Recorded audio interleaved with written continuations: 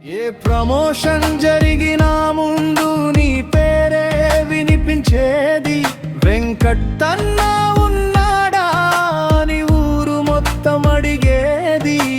Followers కోసం కాదురా, మనుషుల కోసం బ్రతికావు. అదోని జనాల గుండెల్లో నీ స్థానం వేసుకున్నావు. చిన్న పిల్లాడి నవ్వులో నువ్వున్నావు అన్నా, పెద్ద మనసున్న మనిషిగా గుర్తుండిపోయావు అన్నా.